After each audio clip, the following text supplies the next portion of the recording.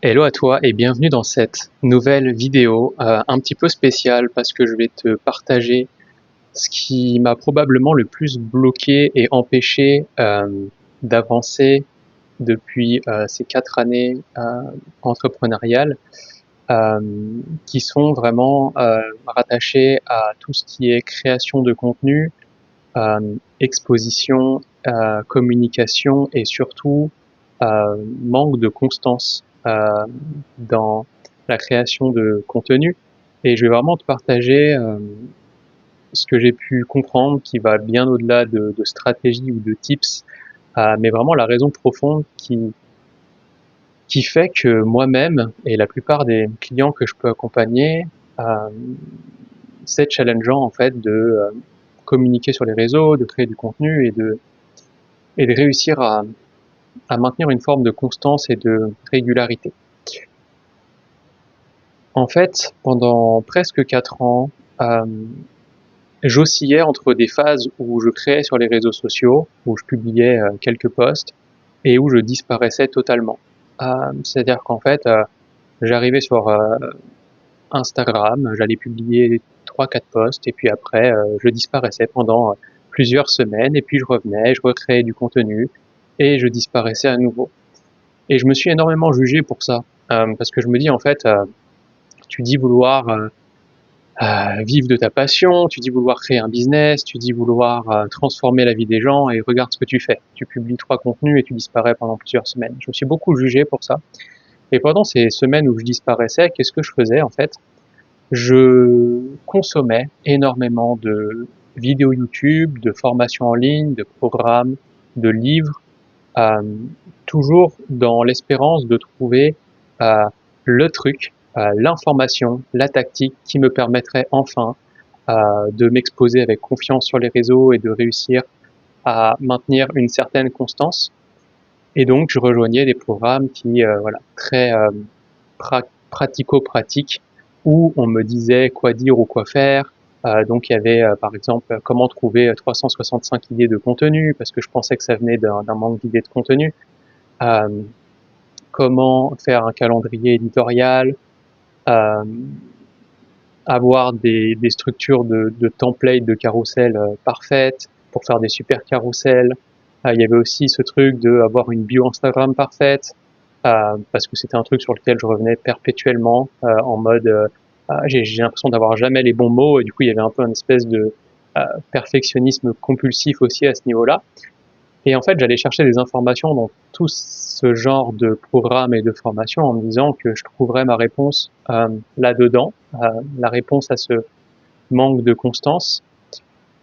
Euh, et jusqu'à ce que je ressente et que je vois à l'intérieur de moi que ce qui était censé m'apporter une solution à mon problème, c'est-à-dire que bah voilà, trouver ce qui me donnerait assez de clarté, assez de structure pour pouvoir avancer et maintenir cette constance, bah en fait me freinait en fait. C'est-à-dire que plus je rejoignais de programmes de formation en ligne, participer à des webinaires gratuits, etc., pour avoir plus de connaissances et d'informations, moins j'agissais.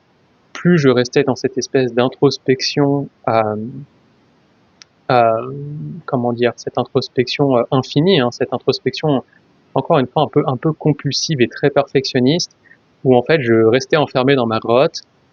J'avais des documents sur mon PC où je répondais plusieurs fois aux mêmes questions, c'est-à-dire dans des documents différents, je pouvais avoir la même question ou voilà, la même information plusieurs fois pour être sûr que ce soit la bonne information, en me disant, ok, est-ce que c'est vraiment ça ma mission? Est-ce que c'est vraiment ça la bio que j'ai envie de mettre? Est-ce que c'est les bons mots? Et c'est vraiment voilà, ce truc de ce que j'appelle aujourd'hui le syndrome du bon élève, euh, où voilà, j'ai peur de mal faire et j'ai besoin de mettre beaucoup de contrôle sur ce que je fais parce que j'ai peur de mal faire. Euh, et j'ai fini en fait par comprendre que c'était bien plus profond que ça et que ça venait pas, voilà, que ce manque de constance, cette difficulté à m'exposer, à maintenir une certaine forme de constance, était beaucoup plus profond que juste un manque d'information, un manque de stratégie, euh, et qu'en fait ça venait vraiment de peur, un peu, ouais. Si vraiment je reconnecte à ça, c'est Euh, Peur que ce que je crée n'ait pas de valeur.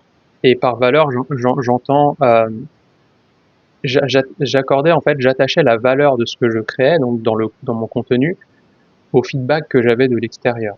Et j'avais vraiment cette peur de parler dans le vide en fait, cette peur de créer du contenu. Donc il y avait un peu la peur que ça marche pas, peur de pas y arriver, mais il y avait aussi cette peur j'ai peur de parler dans le vide et pas être vu en fait, d'être invisible. Et ça réveillait quelque chose de bien plus profond, hein, voilà, à ce moment-là. Et, et quand j'ai capté ça, en fait, je me suis dit, ok, en fait, le problème du coup vient pas d'un manque de clarté ou de stratégie ou d'un besoin de plus de contrôle, mais le problème vient de commencer par moi-même reconnaître ma propre valeur avant d'attendre que les autres la reconnaissent. Et en fait, ce qui se passait, c'est que je publiais quelques contenus, 2 ou 3 contenus par exemple, j'avais pas de likes, de commentaires ou pas de nouveaux followers, et donc je me disais ce que je fais n'a pas de valeur. Euh, Ce que je fais, voilà, vu que personne me voit, personne commente quoi, bah en fait c'est ce que je fais n'a pas de valeur, et du coup je rattache un peu la valeur de mon contenu à ma propre valeur, donc je me disais bah j'ai pas de valeur. Euh, Pire encore, je commençais du coup à aller me comparer à d'autres comptes qui eux avaient plein de likes, plein de followers, de commentaires, et je commençais voilà, à rentrer dans cette comparaison qui amplifiait la douleur en mode ah non c'est vraiment nul ce que je fais et eux c'est mieux, etc. Et donc je commençais à me comparer, à rentrer là-dedans.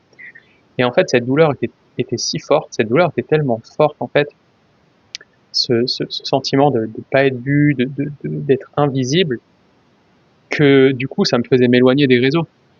Forcément, parce qu'en fait on n'a pas envie de souffrir, on n'a pas envie de vivre dans la douleur, et donc je me disais bah, ok bah en fait voilà, je fuyais les réseaux et je repartais dans mon introspection, je repartais dans mes formations, je repartais dans toutes ces choses-là, euh, voilà, en me racontant l'histoire que je trouverais une solution là-dedans, mais évidemment ça n'arrivait jamais.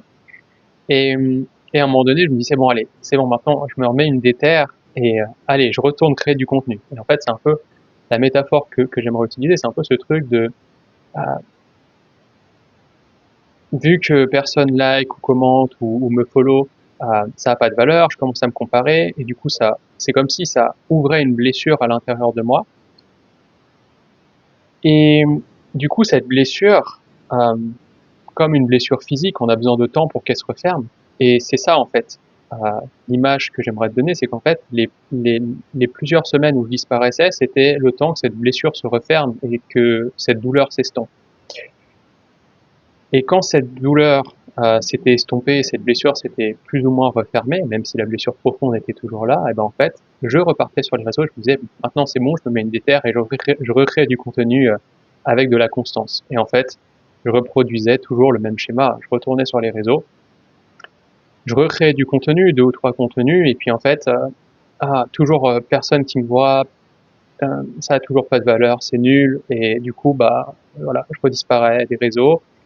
Sauf que il y a quelque chose à comprendre, c'est que euh, on crée du bon contenu pas après 2 ou 3 contenus, on crée du bon contenu avec voilà, c'est comme si en fait on prend un joueur de basket ou peu importe quel domaine ou de l'art ou un instrument de musique, je peux pas me dire je peux devenir un expert du piano après avoir fait 3 leçons de piano, et donc je ne peux pas devenir quelqu'un qui crée du bon contenu après avoir créé 3 contenus.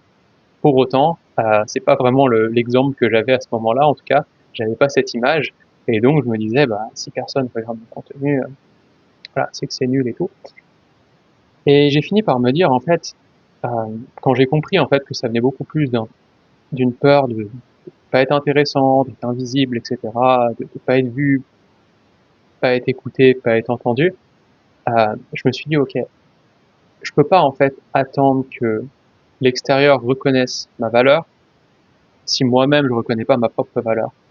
Et j'ai changé d'objectif du coup.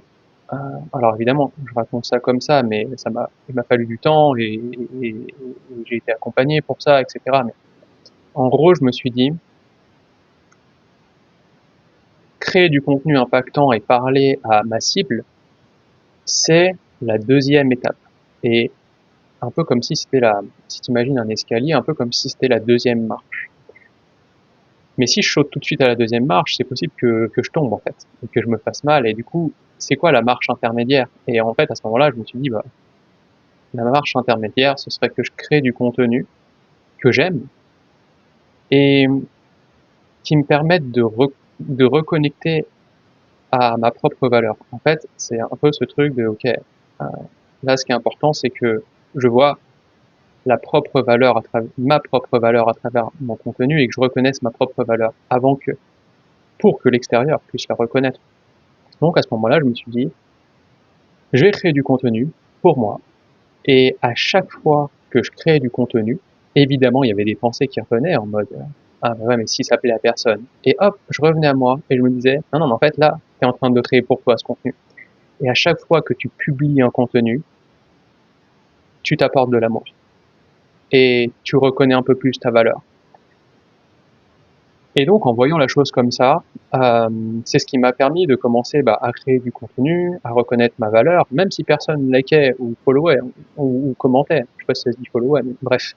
Euh, C'était pas important, en fait. C'était pas important. Et voilà. Et le but, c'était vraiment que je reconnaisse ma valeur à travers mon contenu, que j'aime mon contenu. Et, euh, et voilà, que je m'apporte de l'amour à travers ce contenu. Euh, donc, voilà pour euh, ce partage. Euh, Si ça a résonné, n'hésite pas à me dire en commentaire euh, ce qui a résonné et avec plaisir pour échanger. Enfin, voilà, je suis toujours ravi de pouvoir lire les commentaires. Euh, et si tu vis ça aujourd'hui, en fait, peut-être, probablement que la première étape, c'est d'abord de reconnaître toi-même aussi ta propre valeur et de créer du contenu pour toi et de te dire qu'à chaque fois que tu crées du contenu, c'est un peu plus d'amour que tu te donnes et que la reconnaissance de l'extérieur commencera à venir quand toi-même tu reconnaîtras ta valeur. N'hésite pas à me dire en commentaire ce que tu as pensé de cette vidéo, si ça a résonné. Je te mets comme d'habitude tous les liens en description si tu souhaites travailler avec moi et je te souhaite une très belle journée. Je te dis à bientôt pour une nouvelle vidéo.